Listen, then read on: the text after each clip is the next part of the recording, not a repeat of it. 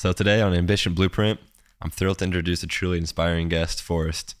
At 65, he's defying expectations, staying incredibly fit, sharing his journey on resilience and discipline. He's passionate about wellness, advocating for a balanced approach to fitness without shortcuts like steroids. And he's got strong views on avoiding the bench press for longevity at times. We're going to go to the deep mindset that keeps him so driven and disciplined across all stages of his life. Let's dive in and learn about Forrest's remarkable story. So the first one is we were just talking about, like, your blueprint for success. If you had to give advice to young people today, what would you encourage them to do? Well, the number one thing that you want to do is, if you have something in your sights, you never stop. My mother bought me a unicycle, and I failed miserably every day for 2.5 months. And then I finally, because I didn't quit, was able to do it, even to the point where I rode my neighbor kid on my shoulders on this unicycle. And a person who happened to be my third mother at the time looked at me and said, okay, I have to give you this. Once you set your mind at something, there's nothing you can't accomplish. And so I would like to share with you is that if there's something that you want badly enough, the key is not to stop swimming. Keep riding that unicycle until you get it going, and then you'll be able to accomplish whatever it is you wish to do. Yeah. How would discipline roll into that? Well, you have to be disciplined to get up and get on it every day. Even when you don't feel like doing it, just keep on pushing towards it. Right. And it's like I drive a school bus now. At 65, one of the neat things I get to do is to help kids get to school. And one day they asked me, Forrest, why do I have to go take these classes? And I said, well, they're teaching you how to do the I don't want to do's. Well, what do you mean by that? It's not so much the class that's going to get you through. It's the fact that you're showing up and doing the things you don't want to do. And the more I don't want to do's you do, the more I want to do's will come your way. Absolutely. How many do you have of the, I don't want to go to the gym today, or I don't feel like getting up to go bus drive? You know, I think everybody has days where they just don't feel like they want to do what they need to do. How can you push through that barrier, though, to just go do it? It's just having self-discipline. It starts with these kids in school. When they learn that by doing the I don't want to do's, it gets them in a position where they can begin to do the things that they dream about. But you have to do the I don't want to do's to get to what you want to do. Absolutely. I know you're really passionate about fitness and avoiding shortcuts like steroids. Why is that so important to you? And what do you used to say to people who feel pressured into taking shortcuts to their goals? Well, the thing is that shortcuts always have a price. I used to have this little Cherokee 6 that I flew, and the engine on it was a straight recip, and the breakdown on that engine was 3,000 hours. Now, you take that same engine, you can turbocharge it. It'll go a little higher. It'll go a little faster. The problem is the breakdown on that engine is 1,700 hours. So if you want to be 65 and still lifting, you can't turbocharge your system, because all steroids do is increase the power of the engine, but they don't build the frame at the same rate. So eventually your engine gets bigger than your frame and you break your frame down. But if you do it naturally, then your engine and your frame grow at the same rate. I have my knees, my shoulders, my back. I was doing shark squats with 840 pounds the other day. Like 9 plates each side. So the thing is that it just comes from being consistent. I started working out in 1976, and I just never stopped and kept doing it. Plus, it helped me to focus. It helped to take off the edge for the day and to get myself focused on what I needed to do next. What food would you recommend for people who are wanting to get into bodybuilding?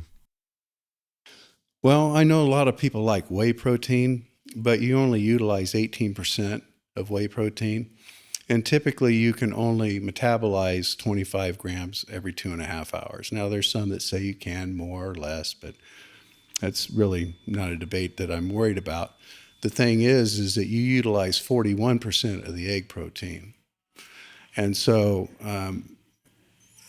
and then a lot of people think that meat is a bad thing, but if meat is eaten and eaten in proper portions, moderation is the key to everything. Stay away from heavy sugars. Don't get into huge amounts of salt. Water is one of the best things you can take. That's 70% of your body. Yeah. So the first thing I do when I get up in the morning is drink 20 ounces of water with a lime squeezed in it. It balances out your pH. It gets your body started, gets everything going. And then I drink my protein drink, which has blueberries in it, has egg in it, yogurt in it with the low sugar yogurt, and a banana's thrown in there, and maybe some hemp milk or coconut milk. But you got to kind of find what works best for you. Make sure you're not allergic to these things. Everybody's got certain things, but heavy carbs, you want to kind of try to stay away from. But fruits are really good for you, obviously. So, you're 65 again, and what pushes you to keep being in this physical shape that you're in? Like, what's your motive? What's your drive behind it? Well, I've stayed consistent with it, so my body is used to it. And by staying active, by doing the things that I need to do to adjust as I get older, it's like I don't put a bar on my back for straight squats, bar squats, but I'll do hack squats and shark squats and hip thrusts and stuff like that. But I don't put a bar on my back. I strictly stay away from bench presses. It's not if, it's when you're going to tear up your shoulders or your pec. In the 49 years that I've worked out, anybody that bench presses eventually is going to shred themselves. And I saw this pattern happening, and I adjusted. And I think one of the most important things about success in life is learning to adjust. When you see things that aren't working the way that you expected them to work, don't wait until it happens to you. Adjust and find things that do, like working dumbbells and keeping your elbows closer to your body. That also works your core. But it doesn't hyperextend your shoulders, and it doesn't put all that extra pressure on the sideways on your pec. Do you notice a difference when you do lift in a day and then when you don't lift in a day, like your mental health or your physical health? I notice a huge difference. I get a little lethargic. And when I work out, it actually gives me energy. Throughout your day, it does? Yes. Yeah. So real estate can be a grind with a lot of ups and downs. How do you handle setbacks and keep yourself motivated, especially when you're going through the downs? I look at it like that unicycle. Just keep on swimming. Yeah. I'm not going to be able to ride it if I stop riding it. Mm-hmm. It's like anything else. I've really gotten to the point in my life where what other people think about me really isn't my business. I don't worry about that. It doesn't mean that I don't care about people. I care about them deeply, but I don't let other people's opinions affect how I'm going to move forward with my life. So when you have a client that's rough, or you have a deal that's gone south, or you're just having a dry spell, you got to see it as an opportunity. You have to see it as something that allows you to grow. What is it that I need to do differently? What is it that I need to adjust? What do I have to focus on? And you want to focus on the positive. You want to focus on what's going to bring something to somebody else's life. The greatest thing that I've found out, especially with my faith in Christ, is that it's not what you can do for yourself. It's what you can do for others. And the more you focus on what you're doing for others, the less you worry about yourself. So you push me in the gym every day, so let's see it. How would you approach, or what advice would you give to somebody if they are worried about what other people do think about them? Well, I go back to my faith. I go back to who God says that I am. I'm his child, and he's got me. And I have faith in his son that allows me to be in relationship with him. And it drives my relationships with others. Negativity doesn't have an effect on you unless you're actually paying attention to it. I just don't choose to pay attention to it. Mm-hmm. So for your faith, it's a big part of your life. How can following Christ influence the way you look at life challenges, and how has it helped you find the purpose along the way? Well, I was 46 years old when I finally realized I was broken. And ironically, it was the best time of my life secularly. I was flight operations manager for a large bank in South Texas, flew a jet for a living. And my life was good. My wife and I had 2 children. Our relationship was healthy. Our children were healthy. But I didn't realize that life wasn't about me. It was about what I could do for somebody else. When I accepted Christ, that came into total focus. See, because there's a difference between success and relevance. Tim Tebow tells a story, and I'll be brief with it and paraphrase a bit. But there was a photographer that went to Africa during the HIV epidemic in Africa. And when they went, they told him he wasn't allowed to touch anybody. And there was this little girl, and she was crawling, and her stomach was distended. And the irony of it was there was this large bird that was going to come and pick this child apart, a vulture. And he remembered what they said, you can't touch anybody.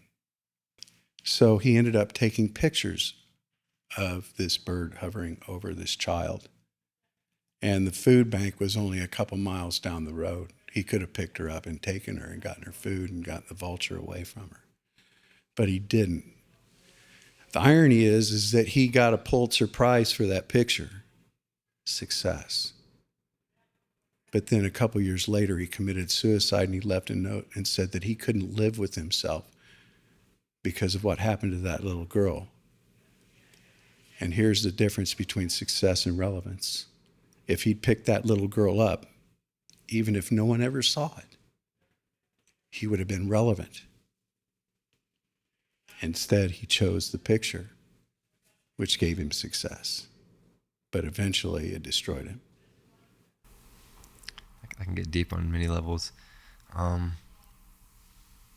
Would you say, would it be like your first step of like accepting Christ into your life and not like going with what the religion part says, or really just like following Jesus in a way?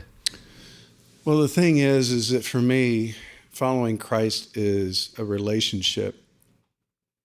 I don't judge anybody else. I have same-sex clients. I have clients of different colors, different languages, different faiths. I love them all. There's no one any different in my world. And if I get to serve them, I love on them and serve them the same as I do anybody else. My relationship is a personal relationship with Christ.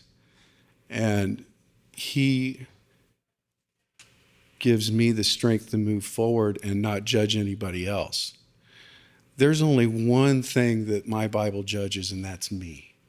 To call me out, to make me better, to make me where I can be a better servant, where I can do things that make other people's lives better. My pastor asked us a couple Sundays ago, can you write down a list of the people that you're making their life better? How many people are you actually making a difference in who they are and where they're going in their life? Or is your life just completely focused on where you're going and what you're doing? That makes sense. How many people would you say that you help a day, if you had a number in hand? Say again? How many people would you say that you encourage to help a day? As many as I can. Mm-hmm. And the thing is that the wonderful thing about serving the Lord is you don't know exactly what it is he's doing. And the thing is that anything good or anything perfect comes from the Father, not from you. And anything learned comes from the Spirit. It doesn't come from the human. So the thing is that you don't know what God's doing through your life. So you just follow him, do what he asks you to do, and then he'll be glorified in that.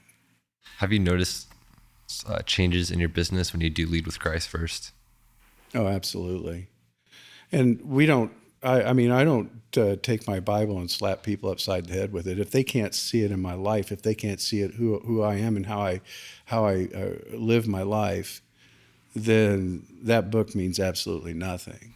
For people who like don't believe in that stuff, and you try to like not persuade them into it, but how can you answer back onto somebody who's just like, yeah, I don't believe in Jesus or God or anything? Well, the one thing that I've realized is when I accepted Christ, I recognized he was God and I wasn't. So I didn't even have the power to change my own life.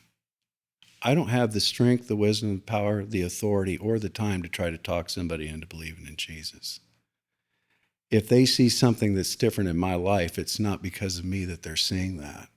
But if they do see that and they get a hold of it and they realize that Christ is real and that it's not a story, then they can begin their relationship. And not only will it change their life, but it'll change the lives of the people that they come in contact with. I like that. It's really, really good. I think that'll hit home for a lot of people who are watching this. So we all make mistakes that shape us. If you think back, is there one experience you had or decision you made that really taught you a lesson? And how do you help others learn from that lesson? Yeah, I tried to learn how to play golf. Squirrels came out in the fairway. I'm horrible at golf. But it didn't make me feel bad because I became a better water skier. So the lesson in that is polish the gifts that were given to you. Don't try to make yourself into something that you're not. Not everybody, the irony of it is that I graduated second from the bottom of my high school class. I worked at a Honda Kawasaki shop and I rode a bicycle to work and to school, and I put myself through my last year of high school. The thing is that when I came through all of that and decided to go back to school, I found my passion and I found what it was that I was good at. And so I polished that. And because of that, I learned complex math. I learned weather patterns and how to decipher weather, how to do navigation, systems on aircraft, and all kinds of things, a plethora of things that I learned because I was polishing what I was good at. How could you master your own craft and get better at it daily? You practice. You do it every day. You practice. You keep at it. It's just like that unicycle. Everything comes back to that unicycle. You fall, you get back up. You fall, you get back up. There was a lady that was going to swim from San Francisco to the Catalina Islands. I believe it's like 26 and a half miles. And it was a really, really foggy day, and it just was a nasty day. And she was swimming and she was swimming and she was swimming, and she finally said, "Just get me up. I can't do this anymore." They got her up on the boat. She's standing there and she looks and she goes, "How far away are we?" And they go, "We're 1.5 miles from the Catalina Islands." And she goes, "I just couldn't see it. I just couldn't see it." So the thing is you don't stop swimming until you see it. That's good. What would you say? Have you ever came to a time where you felt like you wanted to stop swimming and you gave it that extra day and you saw the next result? Would you mind sharing one of your experiences?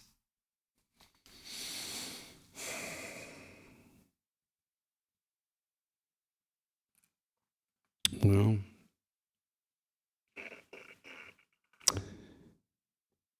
I would have to say that when I started flying, there were times when I was out there single pilot, hauling freight in the middle of the night, The weather was just horrible. I've landed on ice where the brakes, you just had to set the aircraft up so it'd roll to a stop. I've been pounded pretty good in bad weather, flying single pilot with just a bunch of freight in the back end of the aircraft. And, there was times when it was just like, what am I doing? What am I doing? But I kept going. And I ended up building a multi-million-dollar division for a multi-billion-dollar corporation with the help of Roger Salo, who is the flight operations manager in Masco out of Detroit, and Patrick Hoy, who is the same for Universal Insurance Company. So I had good people that came around me because they saw that I was steadfast. People will back people up that they know won't quit when it gets rough. And I would have to say that that's probably the best way to decide whether or not you should get married to a certain individual or not. Whoever you choose that to be, is, will this person stand by me when things get rough? Or will they bail? I think you can see that in friends too, because I think it's important to have friends who can hold you accountable and hold you back. And then if you're going to miss out on a day, have them be like, let's get after it.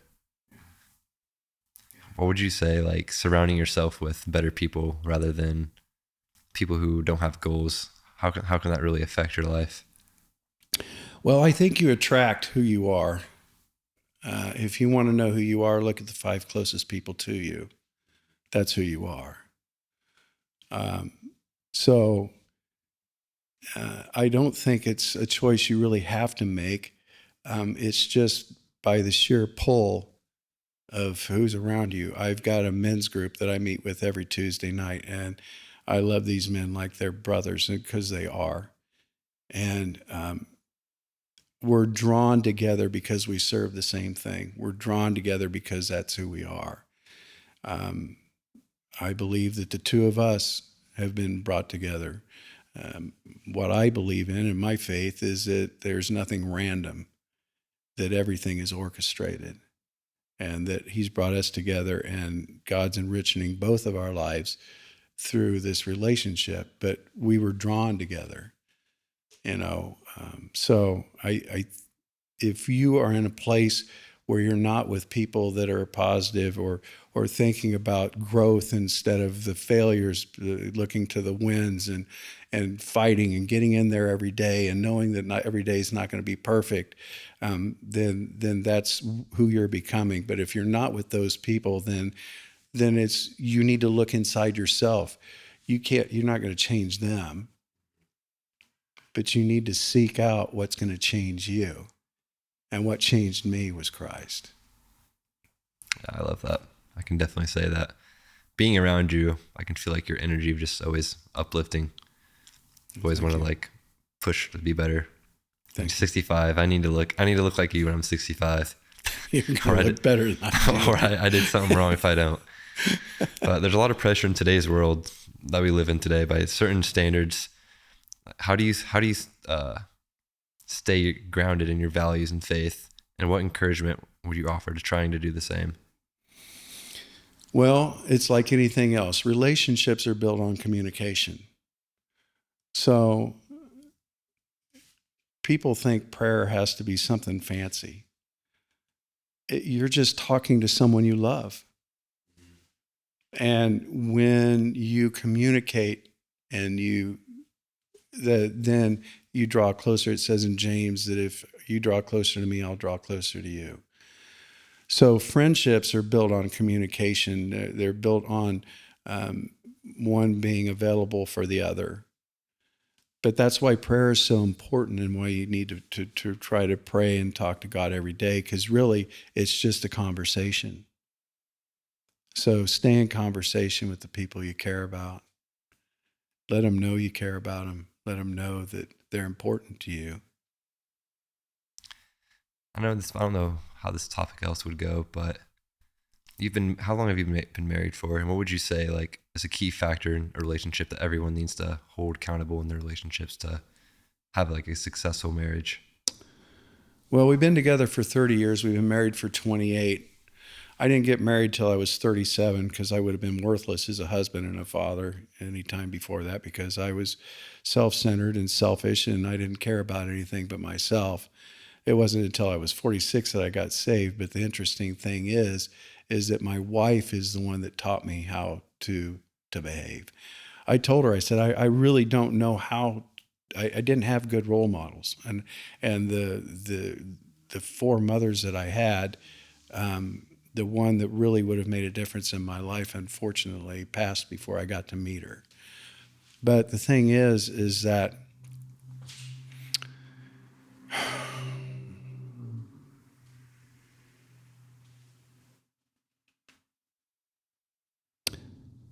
she taught me. I told her, I said, if you teach me, I will listen. Just don't correct me in front of others. And over the 2 years we dated, she taught me how to respond to people and how to react, because I really didn't know. And she knew everything about me. And when we got married, there wasn't anything between us that she didn't know and that we didn't know about each other. And so, again, communication is key, and being faithful to that person. Trust me, you cross over that line, you can't ever go back. Yeah, be a dirty place to go to. Yeah, like instant regrets. Yeah, I've saw a lot of my friends go that way, and fortunately, I made my mistakes before I got married. So, my wife is perfect. Anybody that says their marriage is perfect may not be telling the truth. I mean, it's hard work. You have to be. It's like that unicycle. That's what I was just about to ask you. How does like discipline affect your marriage today? Yeah, I mean, it's like there's days when the marriage isn't perfect. There's days when I'm out in the backyard going, Lord, why? And I know there's days when my wife is in the front yard going, Lord, why? And I actually paraphrased that quoted that from her pastor at Harvest, because he said that in sermon the other day. And I was like, yeah, I get that. But the thing is that we come back to the middle. You know, you don't quit. You get back on that unicycle. Absolutely. Forrest, I would say, I really hope that this message gets to the people that do need it currently. And I hope it gets out to them that are watching and they get like the right message from it. So thanks for joining my podcast, and hope to have on you here soon. Thanks for having me. Absolutely. Love you, brother. See ya.